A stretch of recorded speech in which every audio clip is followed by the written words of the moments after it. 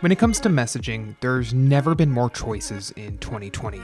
Your phone's default SMS app might work in a pinch, but so many apps offer dozens of new features and ways to message your friends that it probably makes no sense to rely on a decades-old service. If you're like much of the world, you've probably already chosen WhatsApp as your default messaging app. It's a great choice, filled with fantastic features, including some you might not think about very often. That includes backups. Backing up your messages is important on any app, helping you to ensure that your conversations sync when you get a new phone or can stay saved if you upgrade your device.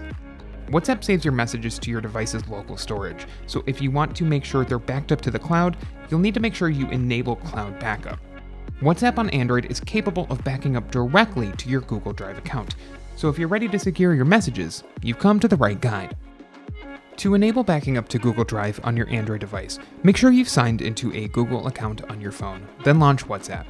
Tap on the triple dotted menu icon in the upper right corner of your screen to open settings.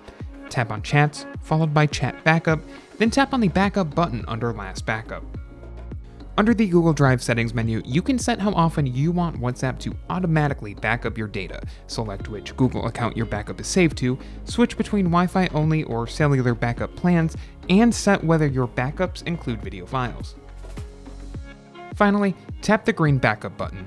This process may take some time if it's your first time backing up your messages, or if you have a lot of conversations on your account. On the positive side, after your first backup, subsequent uploads are incremental and take less time. If you need to restore a backup to WhatsApp, install or reinstall the app on your device and follow your standard login procedure. When WhatsApp prompts you to restore your messages, tap Restore to allow your phone to pull your backup from Drive. If you don't have a backup stored in Drive, but you do have a backup stored locally, WhatsApp will pull from that instead. If you're restoring from Google Drive, make sure you're using the same phone number and Google account used to create the backup. You cannot restore an old backup to a new account on WhatsApp. If you liked this guide, make sure you subscribe for all sorts of videos covering WhatsApp and other technology. And don't forget to check out one of these videos we think you might enjoy.